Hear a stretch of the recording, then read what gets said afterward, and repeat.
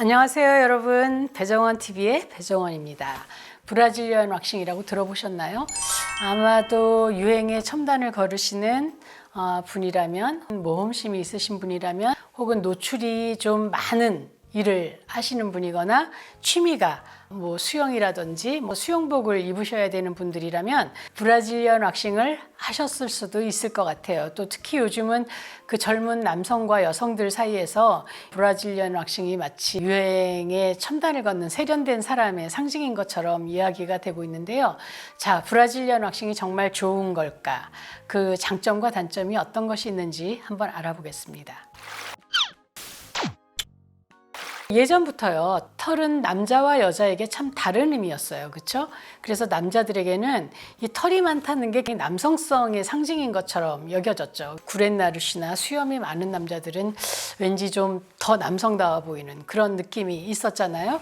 그런데 거기에 비해서 여자들에게 털은 별로 반가운 존재가 아니었어요. 여자들은 계속 면도하고 제모하고 그런 고통을 겪어왔고, 겨드랑이 털이 보이는 게 비정상인 것처럼 생각을 할 정도로, 요즘은 그 헐리우드에 있는 여배우들이 이렇게 겨드랑이 털을 길러서 일부러 이렇게 보여주면서 내가 자기 주장이 강하고 당당한 여자라는 걸 보여주기도 하는데요.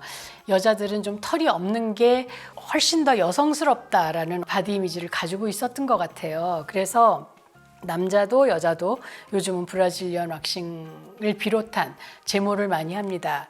제모는 면도 같은 것들로 이렇게 그 털을 깎을 거고요. 그리고 그 다음에는 왁싱이 있겠죠. 그래서 그 왁스를, 따뜻하게 녹인 왁스를 이렇게 부어서 떼어내는 그런 방식으로 털을 제거한다고 하죠. 레이저를 이용하고 혹은 핀셋으로도 뽑는 완전하게 올루드로 그 털을 제거하는 브라질리언 왁싱이라고 합니다.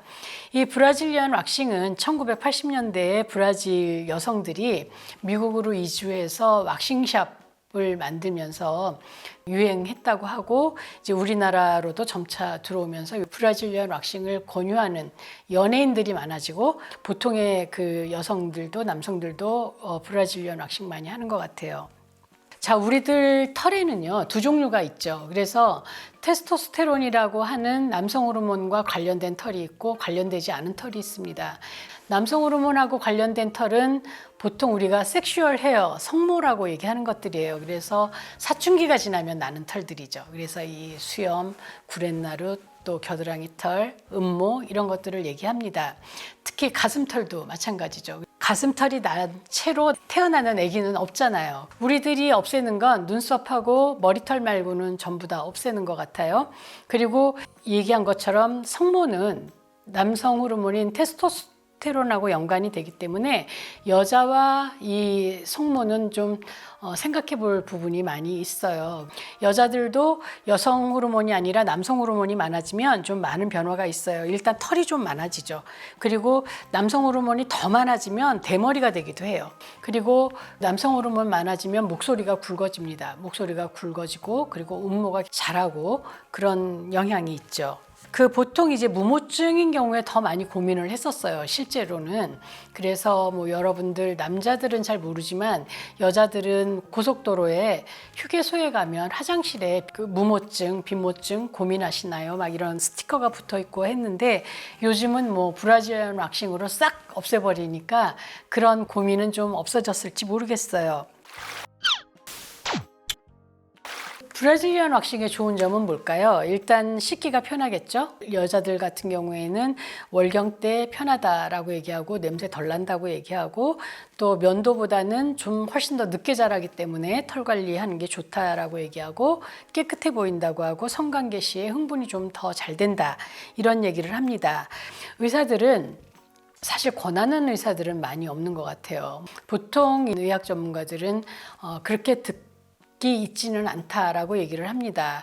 털이라는 건 이렇게 피부에 나는 기둥 같은 거거든요. 그래서 이 털들이 나 있으면 피부의 온기나 습기나 혹은 지방질이나 또 향기를 보존하는 역할을 해줍니다. 그리고 주변에 먼지나 세균을 좀 막아주기도 하고, 그리고 마찰력을 좀 줄여서 찰과상이나 이런 것들을 줄여주는 효과가 있죠. 또 성적으로는 성적인 흥분을 일으키는 그 매력을 느끼게 하는 그런 페로몬의 향을 털이 이렇게 보존해 줌으로써 남자나 여자가 서로 유혹하는 역할을 하게 해준다고도 얘기를 합니다. 그리고 아까 얘기한 것처럼 월경 중에 냄새를 좀 줄여준다 이런 얘기는 그거는 왜 질에서 질환의 어떤 자정작용이 깨졌을 때 면역력이 깨졌을 때 뭐 세균이나 이런 것들이 생기면 나쁜 냄새가 나는 것이지 월경혈에서 나는 나쁜 냄새는 아니고요. 월경혈이 갖고 있는 자체의 냄새가 있기 때문에 털이 없다고 해서 그 냄새가 없어지지는 않습니다. 브라질리언 왁싱을 하면 여러 가지 좀 문제가 있어요. 일단 감염의 문제가 좀 있고요. 그리고 모낭염이 있는 경우가 있습니다. 그래서 잘못 브라질리언 왁싱 시술을 받고 모낭염 때문에 고생하는 그런 환자들 얘기를 많이 들어봤어요.